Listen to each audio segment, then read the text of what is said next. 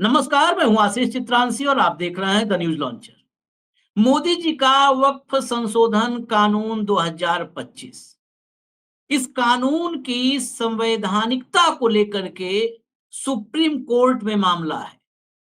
73 याचिकाएं इस कानून की संवैधानिकता को लेकर के सुप्रीम कोर्ट में दाखिल हुई, जिसमें ओवैसी साहब हैं, कांग्रेस के मोहम्मद जावेद हैं, डेरेक ओब्रायन हैं टीएमसी के।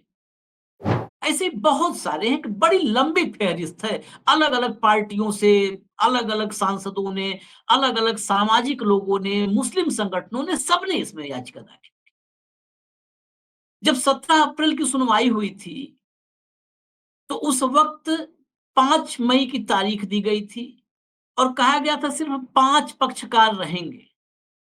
जो 73 याचिकाएं हैं उतनी नहीं सुनी जाएंगी, 5 रहेंगे और केंद्र सरकार अपना जवाब दाखिल करेगी। आप भी उस जवाब को देखते हुए आप लोग उसको अध्ययन कीजिए और अपना अपना उस पर जवाब दाखिल कीजिए। सब कुछ हुआ। 5 तारीख की कहानी हालांकि आपको पता चल चुकी होगी, लेकिन इसमें जो मुख्य बिंदु है, जो अब तक नहीं हुआ है और जो पूरे हिंदुस्तान के लिए एक बड़ा संदेश है, मैं वो बताने जा रहा हूं। 5 तारीख की सुनवाई हो गई। Justice Sanjiv Khanna, justice Viswanathan, justice Sanjay Kumar, तीनों की बेंच थी। इसमें जस्टिस खन्ना ने कहा कि इस पर एक लंबी सुनवाई की जरूरत है, किसी भी अंतरिम फैसले के लिए या किसी भी अंतिम फैसले के लिए, दोनों के लिए। और 13 मई को रिटायरमेंट की तारीख है संजीव खन्ना की, तो उनके पास उस लंबी सुनवाई के लिए वक्त नहीं है, इसलिए उन्होंने 15 मई की तारीख तय की। यानी नए चीफ जस्टिस जो 14 को कार्यभार ग्रहण करेंगे, जस्टिस बी आर गवई, उनकी अगुवाई वाली बेंच अब 15 मई को इस मामले की सुनवाई करेगी। 15 मई को कह सकते हैं, 15 मई को ही नहीं, 15 मई से आगे, क्योंकि लंबी सुनवाई होगी। 5 मई को जो चर्चा हुई उसमें दोनों पक्ष ने दलीलें रखी।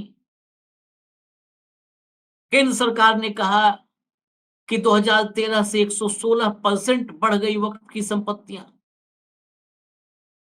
मुस्लिम पक्ष ने, 5 याचिकाकर्ताओं ने, उन्होंने अपना पक्ष रखा। लेकिन कुल मिलाकर के यथास्थिति अब भी कायम रहेगी 15 मई तक। 15 मई यानी अगली सुनवाई तक यथास्थिति कायम रहेगी। वक्फ बोर्ड या काउंसिल में कोई नई नियुक्ति नहीं होगी, पहली बात। दूसरी, वक्फ बाय यूजर या अन्य किसी वक्फ संपत्ति को डिनोटिफाई नहीं किया जाए। यहां तक की कहानी सबके सामने, देश के सामने। इसके बाद जो बड़ी बात है वो ये है कि वक्फ संशोधन कानून 2025 के खिलाफ एक हस्तक्षेप याचिका आई है और यह हस्तक्षेप याचिका एक हिंदू संगठन ने दाखिल किया है। हिंदू संगठन ने, क्योंकि अभी वक्फ संशोधन कानून के पक्ष में जो पब्लिक में चर्चाएं हैं वो यही है ना कि मुसलमानों को टाइट कर दिया है। ये आम परसेप्शन, मैं सरकार की बात नहीं कर रहा हूं, न्यायालय की बात नहीं कर रहा हूं, जनता के बीच हम लोग जाते हैं तो यही सुनते हैं।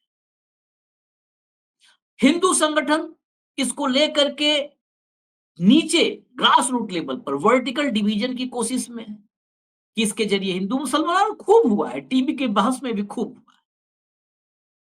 लेकिन वक्फ संशोधन कानून के खिलाफ, मोदी के इस कानून के खिलाफ कोई हिंदू संगठन खड़ा होगा, ये किसी को उम्मीद नहीं थी।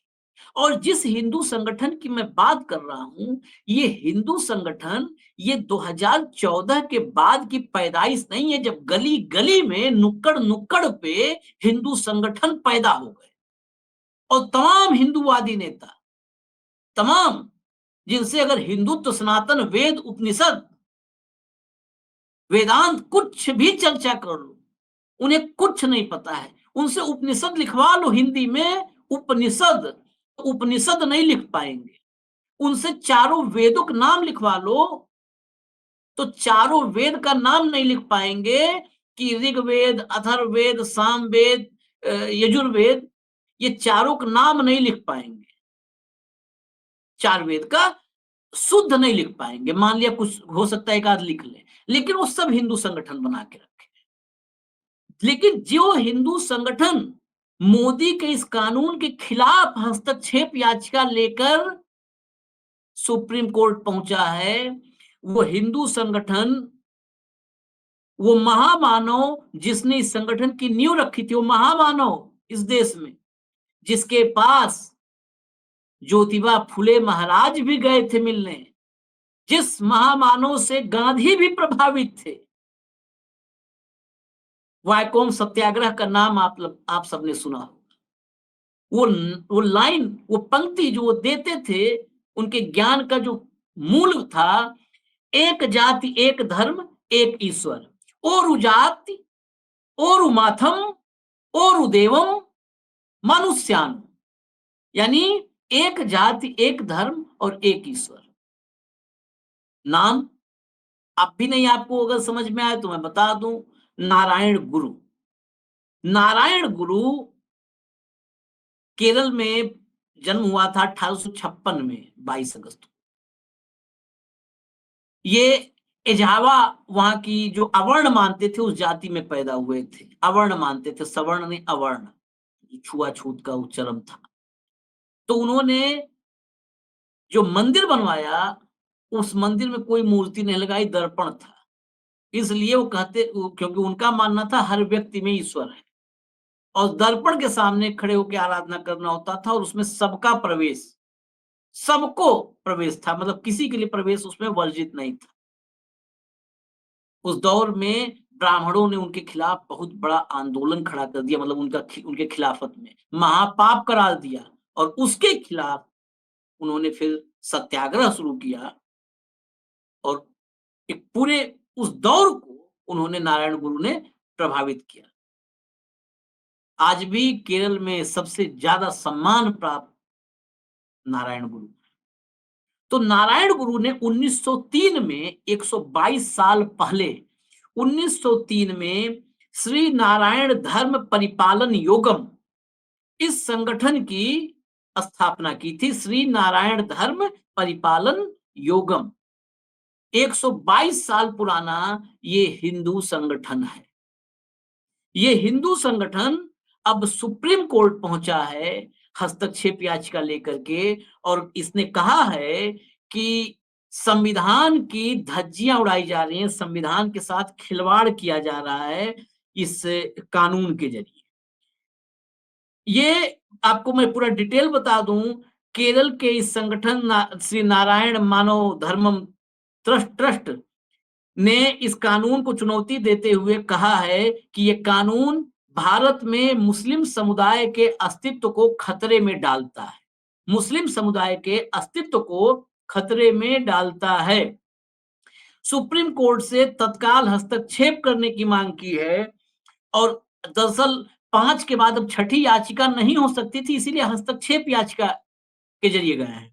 बार एंड बेंच, जहां से ये पूरी डिटेल मिली है, बार एंड बेंच के मुताबिक सुप्रीम कोर्ट से इस हिंदू संगठन ने कहा है कि सभी व्यक्ति और समुदायों की भलाई की एक दूसरे की निर्भरता को लेकर श्री नारायण गुरु की शिक्षा को देखते हुए ट्रस्ट भारत के मुस्लिम समुदाय और हमारे देश में सामाजिक न्याय पर समग्र रूप से लागू किए गए विवादित अधिनियम के विनाशकारी प्रभाव को मूक दर्शक बनकर नहीं देख सकता है। यानी ये विनाशकारी प्रभाव होगा इस अधिनियम, इस कानून का हमारे समाज के ऊपर, और ये हिंदू संगठन इस विनाश को देख नहीं सकता है मौन धारण करके।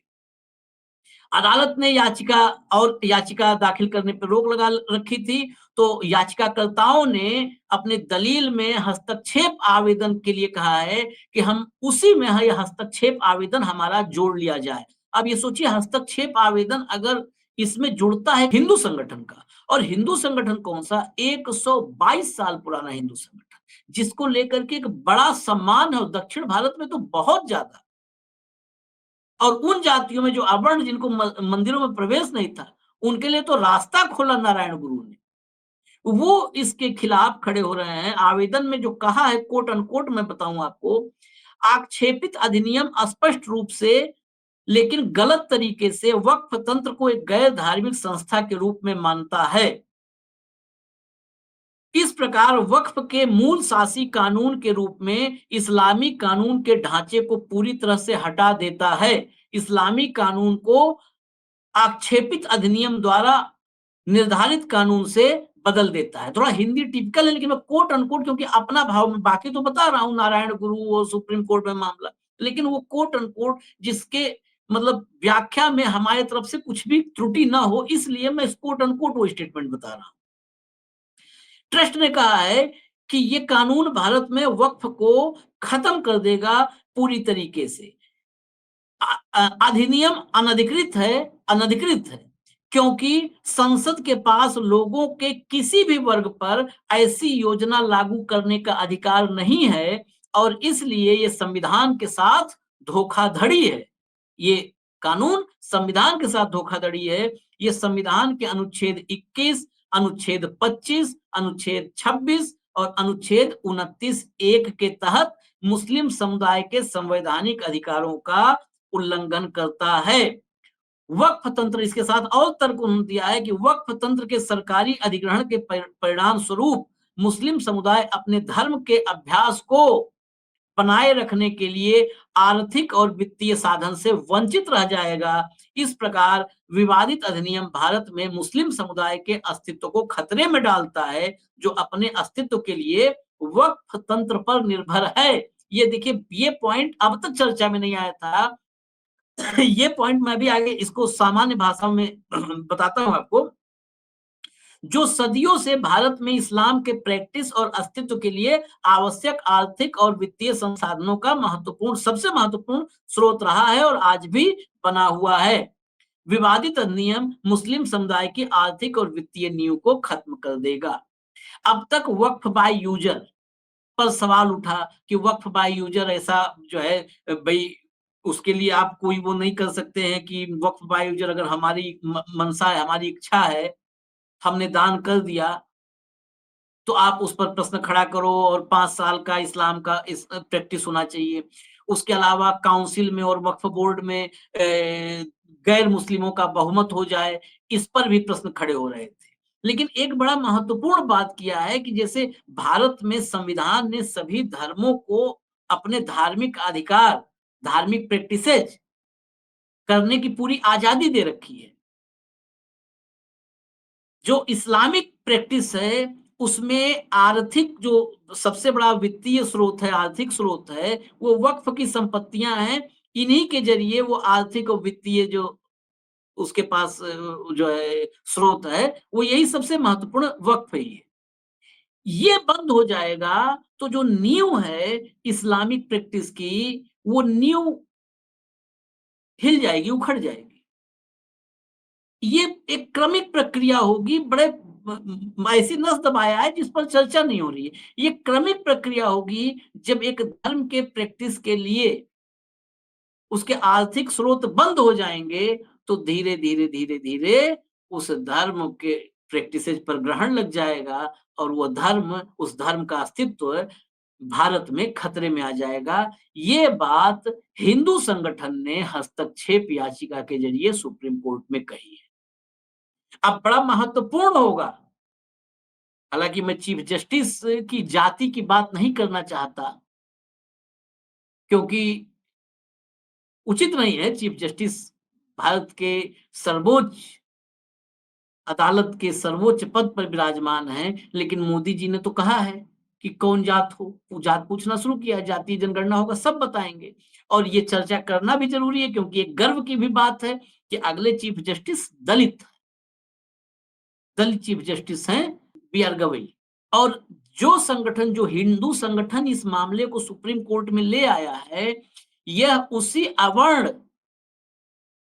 जिसे मंदिरों में घुसने की नहीं इजाजत थी, उसी अवर्णों का प्रतिनिधि, और वहीं से एक क्रांति का द्योतक नारायण गुरु, जिन्होंने वो क्रांति की नींव रखी, डाला उन्होंने कि एक ऐसा मंदिर होगा जहां पर अवर्ण सवर्ण कोई भी हो, एक जाति, एक धर्म और एक ईश्वर।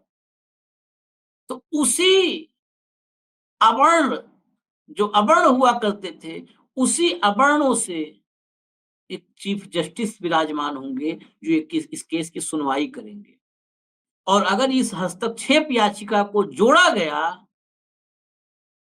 तो फिर तमाम जो नवसृजित, नवजात जो हिंदू संगठन है, उनके लिए बड़ी मुश्किल स्थिति होगी सुप्रीम कोर्ट में जस्टिफाई करना इस कानून को। हालांकि वो उनको उनके जस्टिफिकेशन का मौका भी नहीं है।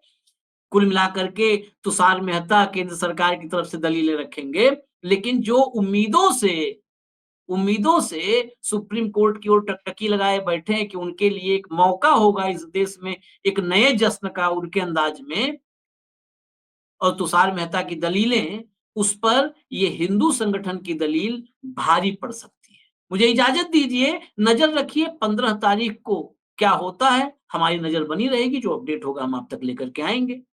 इजाजत दीजिए। नमस्कार।